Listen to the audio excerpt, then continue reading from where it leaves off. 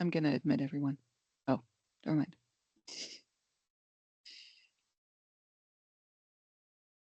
Good morning.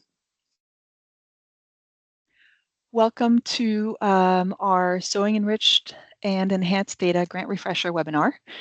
I am Marianne, and we'll introduce ourselves here in just a moment. But I'm really excited to be able to talk about this grant again with all of you. Please note that this meeting is recorded, and we will make the recording available through our Data Harvest Hub site within the next few days. Just to introduce the team, Marianne, again, the GIO. And then we also have Karen Arnolds, who is our fantastic GIS project and grant coordinator. We have Matt Evans, who rocks as our data harvest subject matter expert. And then we have our fantastic outreach coordinators, Rick, who covers the southern half of the states, and Dan, who covers the northern half of the states. So we're really excited to be able to talk to all of you today. All right, so the agenda for today, we're going to talk about the grants, give you a general overview, and then go into some of the details of the grants.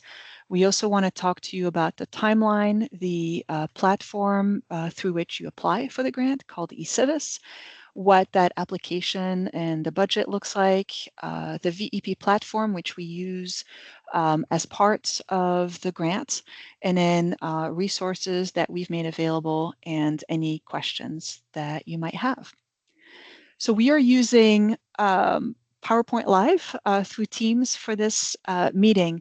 So just wanted to point out some things to all of you. You can't talk right now, but you can open the chat by clicking on the chat button. You can also raise your hand if you have a question. To unmute or mute, there should be a microphone up there on the top right. And then the bottom left, which I think is the coolest part, is you can actually switch to another slide. If you wanted to go back to a previous slide or wanted to look ahead, you can do that. Maybe you wanted to take some notes and you didn't quite, that always happens to me, and you didn't quite capture everything you wanted to. If you want to synchronize back with us on which slide we are talking on right now, there's a button to do that as well on the bottom left. And then if you want to see all of the slides, you can do that as well by clicking on that little grid view button right there on the bottom left as well. All right. I do want to thank everybody who worked on putting this grant together. This was truly a group effort, but I think a lot of the kudos go to Karen. Our office had never created a grant. Our agency hadn't really created a grant, so there was a lot of exploring that we needed to do, and we also were one of the first people to use this new eCivis platform at the state, and we had some fantastic support from those people as well. Through this grant, we are continuing a long history of state support for locally sourced data. In case you haven't been around dealing with this for 15 years, well, I don't think many of us here hosting this grant have been around for 15 years dealing with this, but both the Department of Homeland Security, Indiana Department of Homeland Security, and the State 911 Board have provided grants in the past that have benefited the Data Harvest Program. The SEED grant is a one-time grant available to counties, and later during the presentation, Karen will provide more detailed info about the grant and how to apply and who is eligible. So the mission of the grant is to support improved data quality of select spatial data sets, and we'll cover which data sets that includes, that counties manage and develop, or even local governments, but then working with the counties. The Data Harvest Program started in 2008 and has evolved over the past 17 years. But at the root, however, the intent has always been to collect authoritative county-level data to generate statewide data sets. We are not the ones creating your address points and your street center lines, but what we are trying to do is get that data from you and then generate a statewide data sets for you. We have been extremely fortunate that all 92 counties and their vendors have participated for the past several years. We do collect address points, street center lines, parcel boundaries, and administrative boundaries. And this program, the Data Harvest Program, would not be possible without all of the hard work that you all put into this. Please know that the effort that you put into it does not go unrecognized. And we mention this every time, every chance we get when we are talking to people at the state level or even the federal level. The data is foundational and supports many other counties, state agencies, the federal government, NGOs, and the private sector. So we're hoping that by helping you improve the data on your end, we can help everybody else with some really quality data sets. The goals with this grant are to support the development and use of authoritative statewide spatial information in Indiana.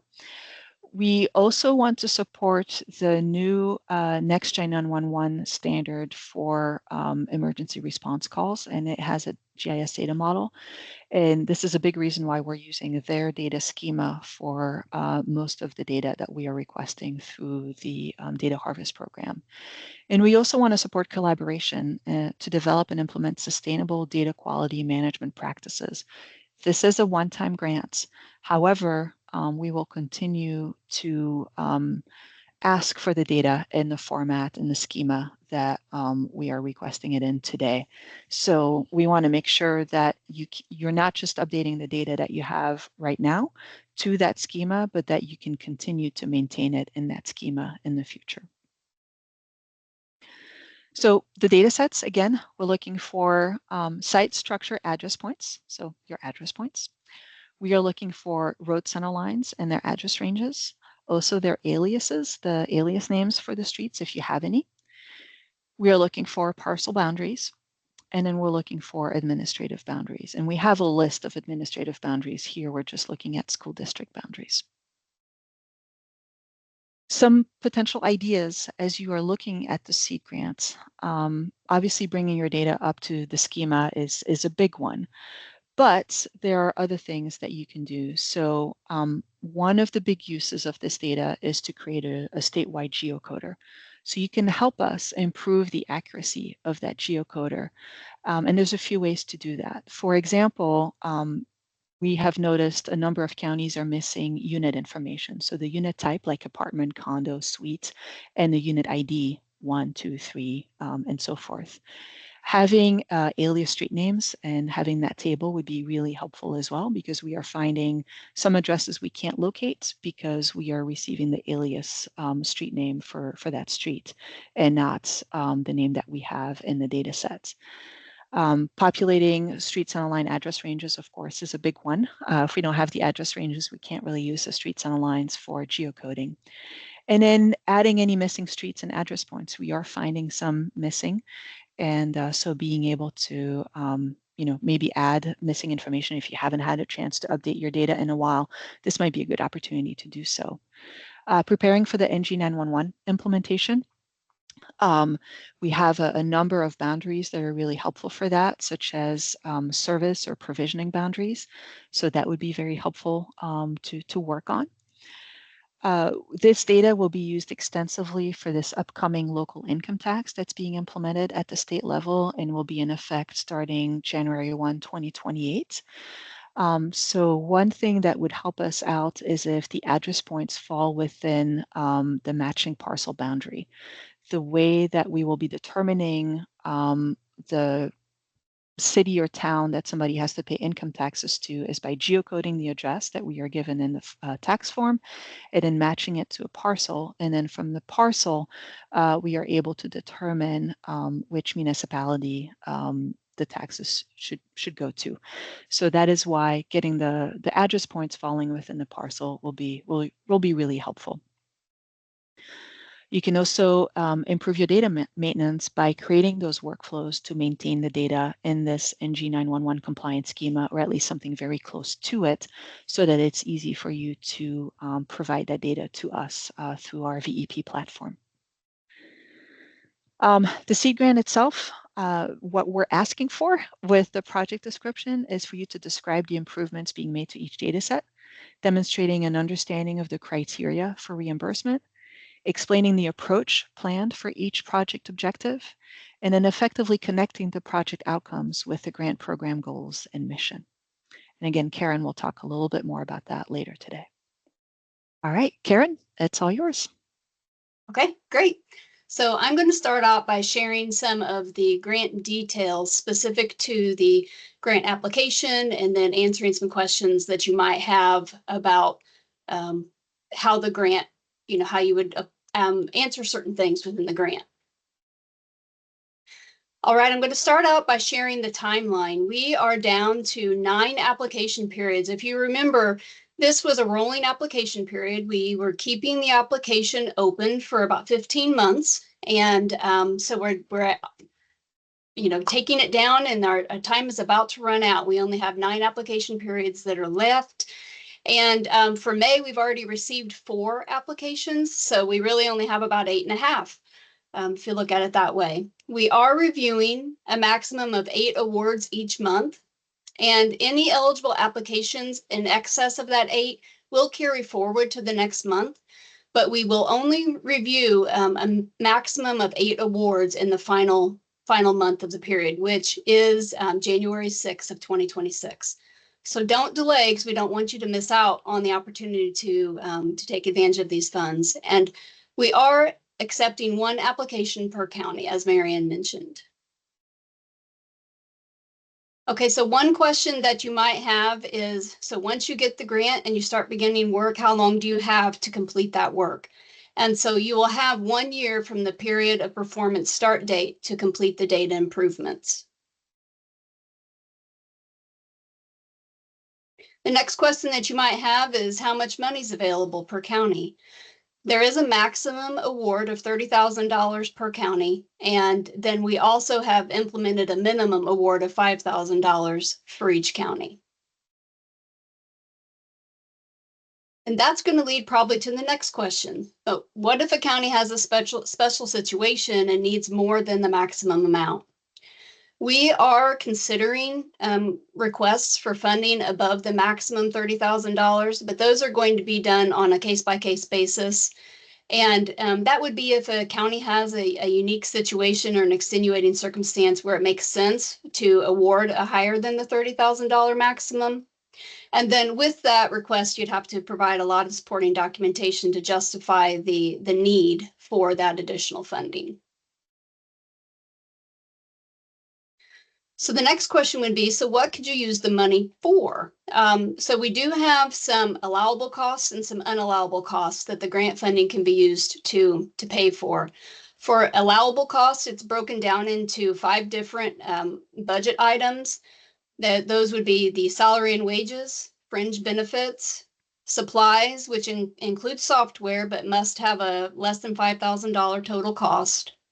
Contractual expenses, so if you wanted to hire a consultant or a vendor to do the work for you. And then there's an other category where something that maybe would be unique to the county that would fall into that category, and that would be something, again, that we would review on a case-by-case basis.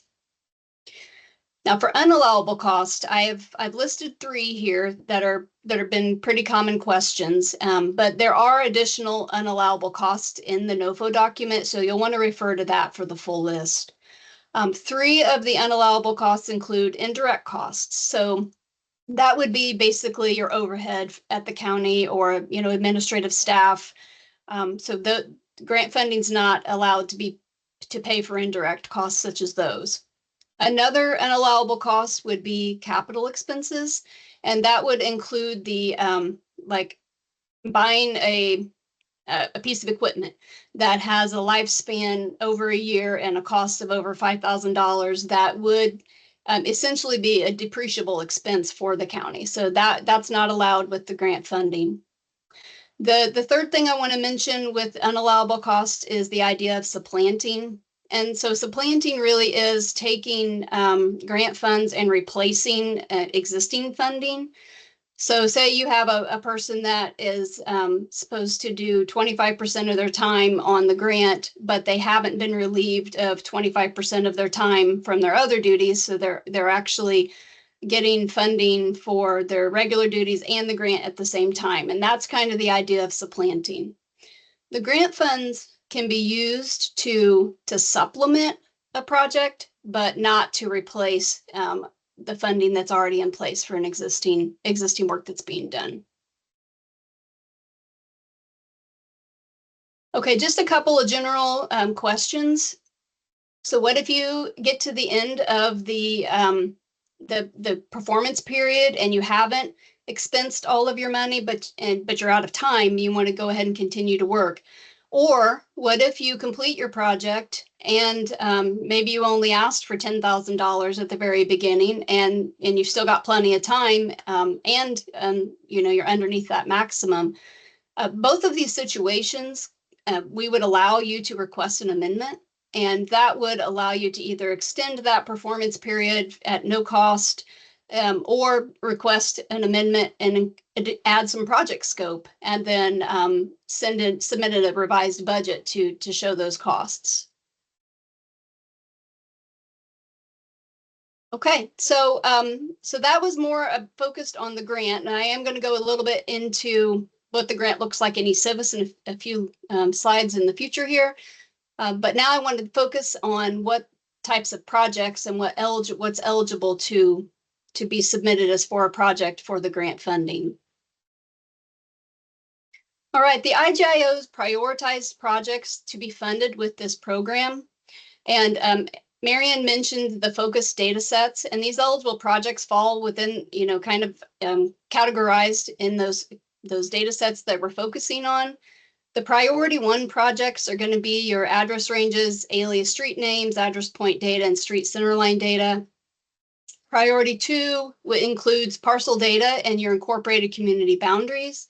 And then priority 3 are administrative boundaries that like your TIF district or your library and school district, or maybe your PSAP or provisioning boundaries. So one of the questions that we've received in the NOFO document, we state that in order to receive funding for priority 2 or priority 3 projects, you have to complete all of the other priorities up to that level to be able to submit a project. We are allowing for you to submit one project that covers multiple priorities, with the understanding that all of the layers that you submit to work on during the project will have to meet the performance-based standards that we'll cover a little bit later in the presentation in order to receive that funding reimbursement. So if you wanted to work on all of the priority 1 project layers and then also maybe the parcel data, you would just have to make sure that all of the layers that you have selected to do improvements to will meet those standards in order to be eligible for funding reimbursement. All right, a little bit more detail on the project requirements. So the funds must be used to do improvements countywide. So you can't, so a county can't just do improvements on county data, but exclude maybe a specific city, and vice versa. The city can't do improvements to just the city's data and not include all of the county data. We're asking that the counties work collaboratively. So you may have different data stewards that are maintaining your various layers. So you may have someone that maintains your 911 layers, and you may have a completely different department that maintains your parcel layers. And so what we're hoping for is that the 2 different departments will get together and put together a project that maybe benefits both data sets, and work collaboratively through that project to do those data improvements. Another project requirement is that anyone that's doing improvements to the data must complete the knowledge assessment with a score of 80% or higher. We are only asking for 1 knowledge assessment per vendor or per county. And I'm going to cover a little bit more about the knowledge assessment here in the upcoming slides. The final project requirement is that the performance-based metrics must be met. And those are going to be your schema and domains, making sure the data can be uploaded to VEP, and that the data passes the accuracy requirements once it's run through the VEP. And again, I'll cover a little bit more about that, and then Matt will go a little bit further into detail about the VEP platform here in just a little bit. Okay, so the knowledge assessment. So the knowledge assessment is essentially a quiz, and it's split into 2 parts. It's going to have spatial issues and attribute issues. And what we've seen so far with those that have completed the knowledge assessment is that the main issues we're finding are in that part 2 with the attribute issues. So I'm going to go through and talk a little bit about some of the commonly missed areas in that knowledge assessment. Hands down, the most often missed area of the knowledge assessment is in that attribute table, and with the street pre-modifier being the number one thing that's missed. Secondly, populating mandatory or conditionally required attributes is another area we're seeing a lot of people not recognizing that need to be, it needs to be completed. And then generally, most of the issues that we see with that attribute table in the knowledge assessment revolves around those street attributes. So your pre-direction, pre-type, occasionally the street name, post-type, and post-direction.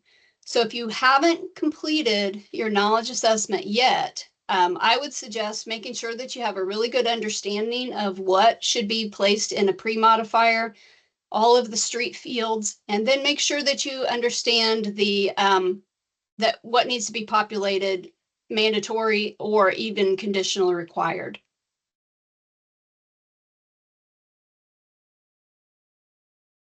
Okay, so I mentioned that the grant funding eligibility is performance-based. So I've grouped a lot of things together into this one section, and I'm just going to jump right in so that we have plenty of time at the end for questions.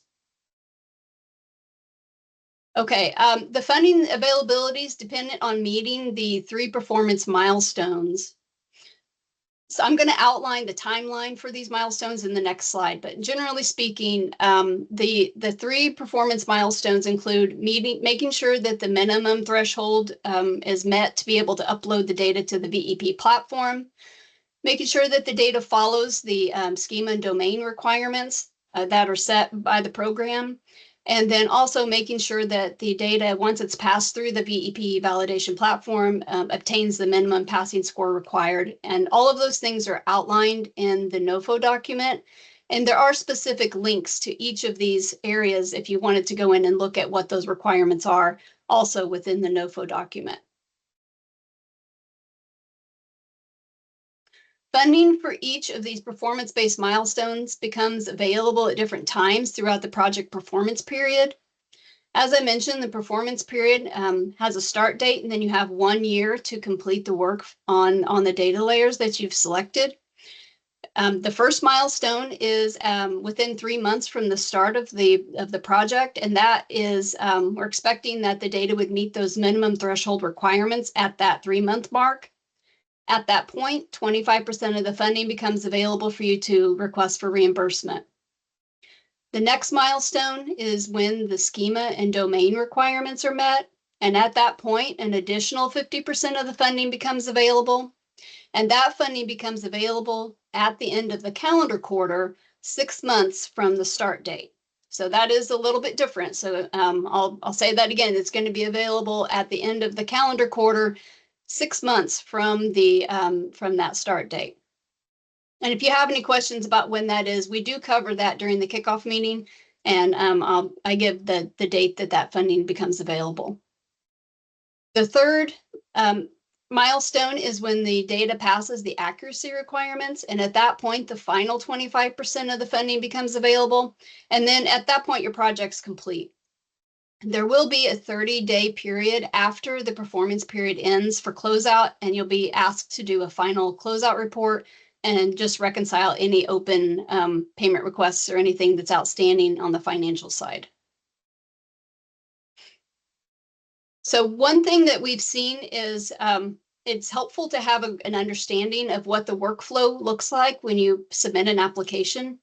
So once the application is submitted, the award recommendations will be created based on that award calendar or schedule that we provided in the NOFO document. The county must then accept the award, and that will trigger the agreement to begin its creation, and it'll go to an IoT fiscal. They'll create the agreement, and then they'll send it out to the county via DocuSign for signature. Once the county returns and signs that document, then the grant agreement is routed through the state agencies for signature and approvals. Once all of that's completed, the purchase order is created. The grant agreement and the purchase order are sent out to the county. We'll reach out to schedule and hold a kickoff meeting, and then your performance period begins. The expected timeline from the time that you submit your application to when you receive your grant agreement and PO is about 12 to 14 weeks. So keep that in mind when you're applying. You won't actually be able to start work for some time after you actually submit that application. All right, usually we have a great representative from the state budget agency to go through and show you the eCivis platform, and he does a wonderful job. Unfortunately, he wasn't able to join us today. So I'm just going to point everyone into, how do you get to the SBA website? Where do you find the resources that you can use to help you through the grant application process? And then how do you contact SBA? So first, I want to share that eCivis is the state of Indiana grants management system that's been in place, and it was adopted in 2023. So it's not very old. And as Marian mentioned, we were one of the first state agencies to actually send out a grant solicitation of state funds through the eCivis platform. All of our applications are going to be submitted electronically through this eCivis platform, and all of the activity reports and reimbursement requests also will be managed and tracked through the eCivis platform. So the resources for subrecipients is the one-stop shop that walks you through the process from application to closeout.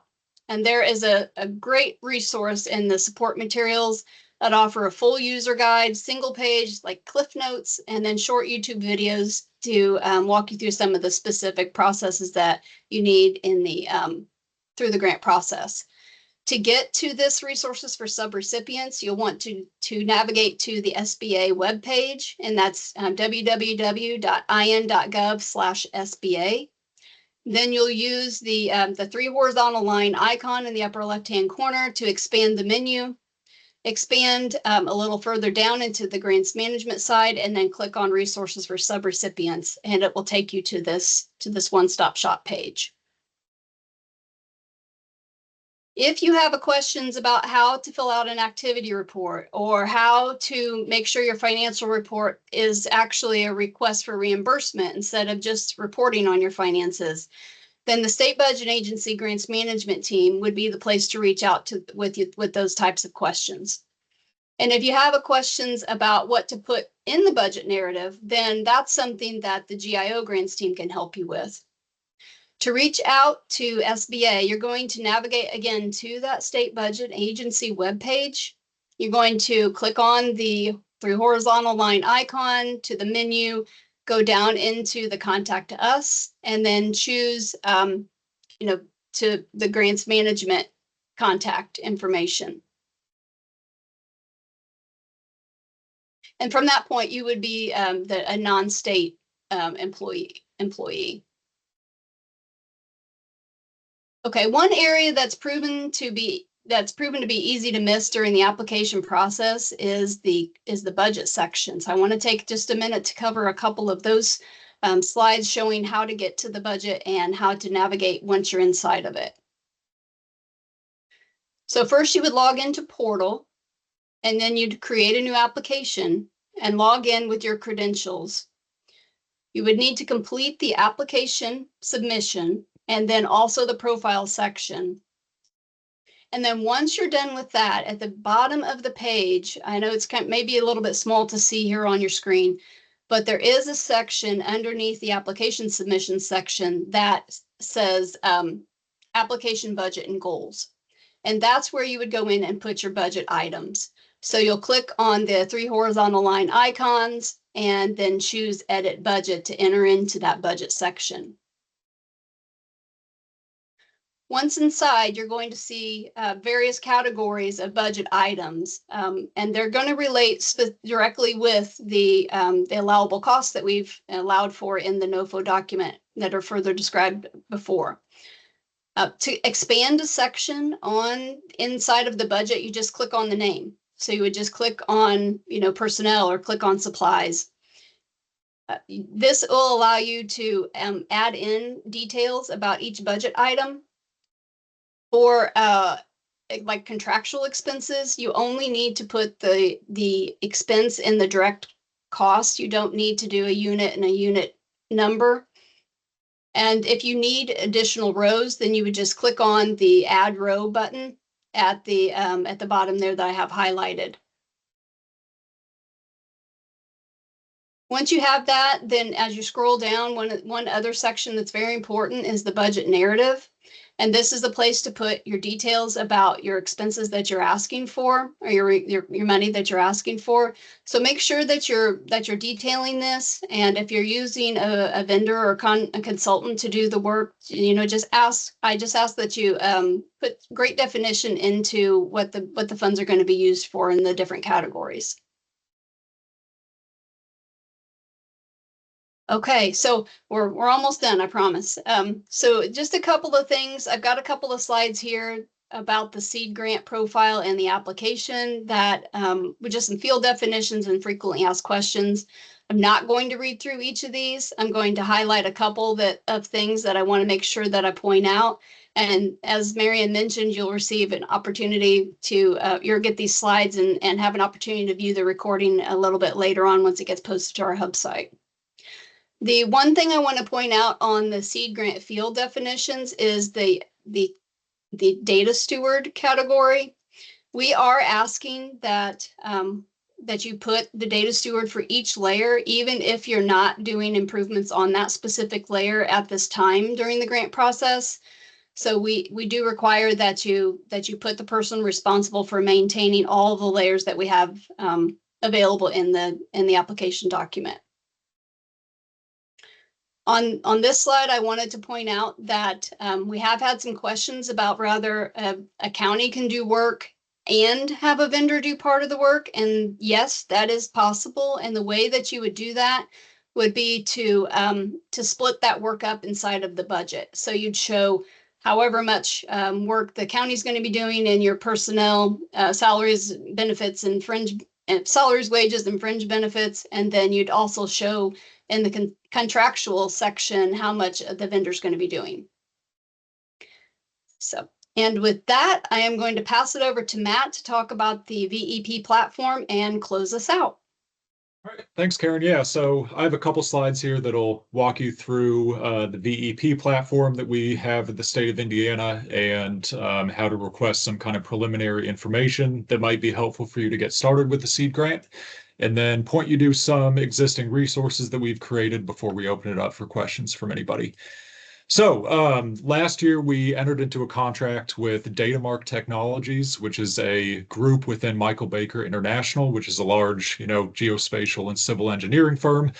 Datamark provides next-gen 911 services and data validation services for, data stewards across the U.S. So VEP, which stands for Validate, Edit, and Provision, is a web-based or cloud-based data upload, validation, and aggregation up to the statewide level tool for counties to utilize.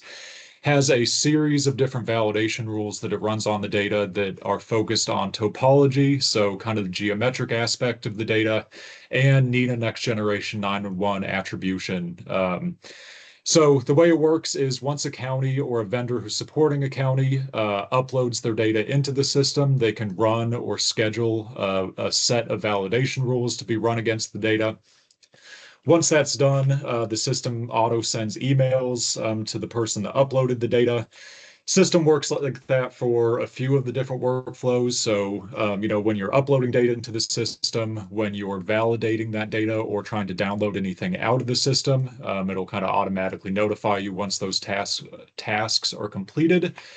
And once the data has been uploaded and validated, it gets you a kind of series of different reports and geospatial or GIS data markup data sets that show you potential anomalies in the source data. So Just for some examples, these would be things like checking for mismatches between your parcel data and your parcel camera records based on that state parcel identifier, making sure that your state parcel identifiers are correctly formatted and that they create a valid tax district code from the first two and final three digits of the string.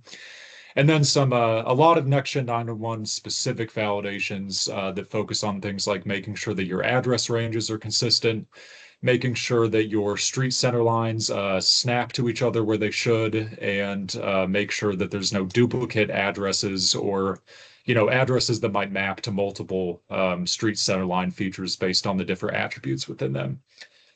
This next slide, I have a couple of images showing a couple of different things that come out of VEP. So like I mentioned, one thing we offer for the counties is if you're interested to see how your data kind of meets the standards that we've outlined in that NOFO document, we do offer a preliminary data assessment. So we will create a written report for you that kind of outlines all of the fields and the data that was submitted to us, how it meets requirements or does not meet requirements. And then for any data set that we are able to upload into VEP, it has a pretty comprehensive field mapping section and then kind of a summary of any revision requirements needed for any of the fields per data set. On the right side, that other screenshot is showing some of the markup data that comes out of VEP. So the markups can be, points, lines, or areas, depending on the data set that they're analyzing. So points would be any potential anomaly in your address point data. Your lines would be potential anomalies in your street center line data, or you can kind of see on that screenshot there, it creates fish bones, which are features that represent the kind of the link from a given address to the corresponding street center line based on the address range of the center line. And on that image, on that map, you can see anything showing in green is indicated that it is lines up nicely and is probably not a anomaly in the data. Anything showing in red shows a potential anomaly that would maybe need to be addressed by the county or marked as an exception, kind of depending on the underlying data after it's been investigated. So you might see on the top of that image, there's some lines that go from one address or point to multiple features, meaning that that address is being mapped to multiple street center lines based on those attributes. Then it has a whole series of other area features which are not shown on the screenshot that might show you gaps and overlaps between your emergency service boundaries, your fire, EMS, and law enforcement districts, parcels, things like that. So if anybody is wondering if you should request a preliminary validation report to kind of get onboarded to VEP and understand what work might need to be done during the duration of the seed grant, really is the criteria is if you or the vendor that's supporting you has been onboarded into VEP already. So for any counties, there were 28 of them that participated in self-utilizing or having a vendor utilize VEP for them last year. If you were part of that initial kind of phase of our data improvement project, you can go ahead and self-utilize VEP, download the markup data out of it, and let us know if you have any questions. If you have not been onboarded into VEP, it would be best to ask for a formal VEP report from our office, which we'd be happy to provide for you. So the workflow to request a preliminary VEP report is first to submit a request via email to the grants shared inbox that we have at the state, which is giogrants@iot.in.gov. Next would be, once you hear back from us, would be if you would like to, you can upload data to our FTP site, which we can retrieve from there and download it and work with it and get it into VEP.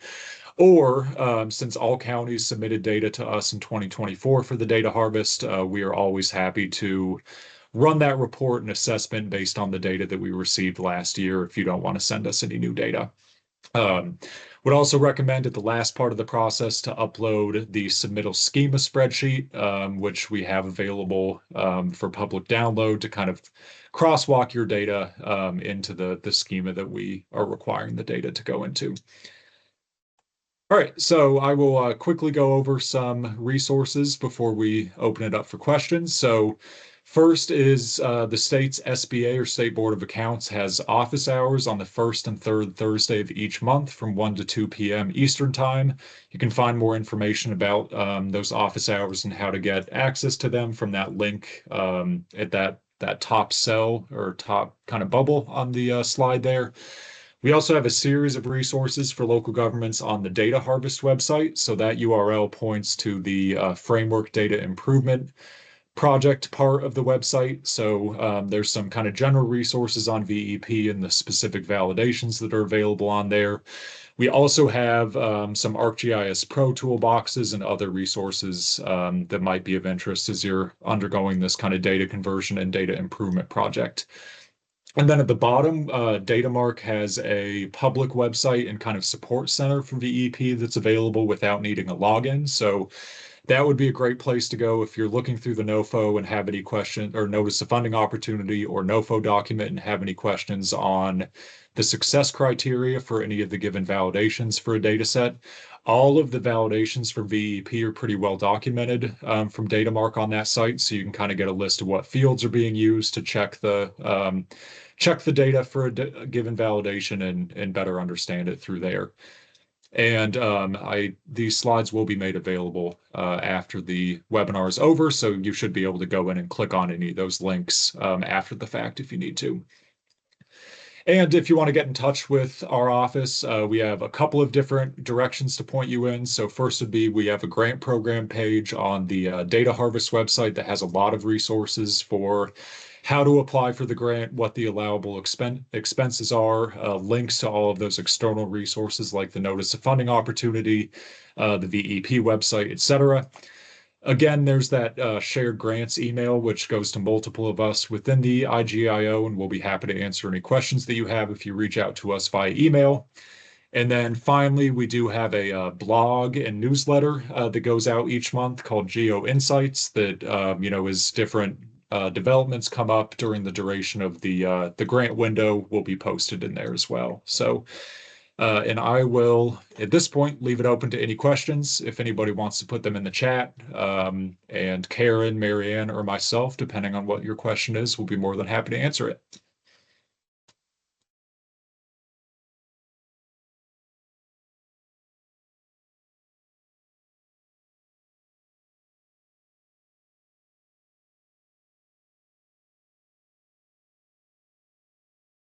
Since I don't see anything yet, like I mentioned, if anybody has questions after the fact, please do reach out to us. We'll all be happy to help and really want as many counties to take advantage of this grant as possible.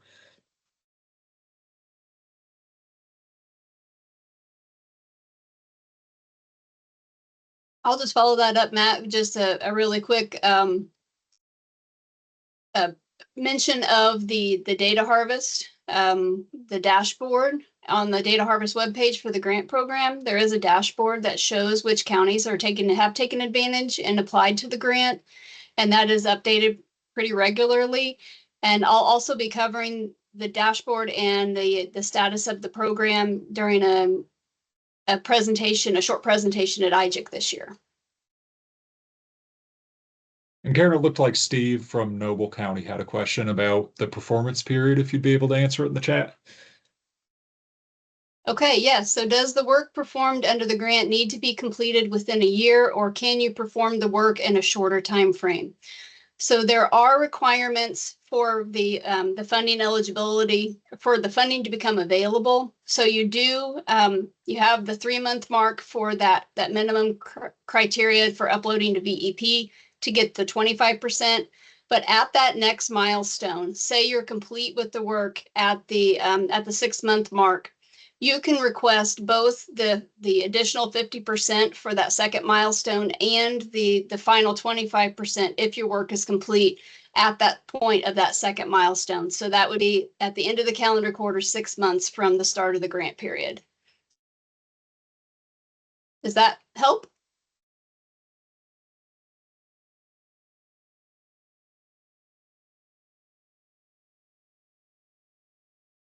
Okay. And anytime you have any specific questions about that kind of thing, please feel free to reach out to us directly also. We're happy to set up a time to talk with anyone who has questions that maybe weren't answered during this webinar. So we're happy to set up meetings and meet with individual counties.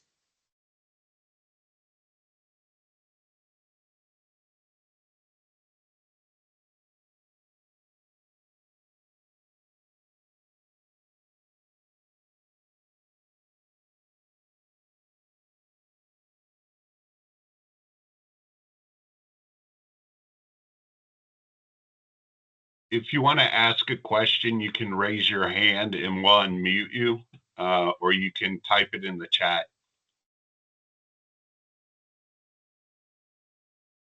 Thanks, Rick. Yeah, and we can stick around for a couple more minutes to give anybody the chance who hasn't asked anything yet to answer. And if we don't get any further questions within a few minutes, we will end the meeting a little bit before schedule.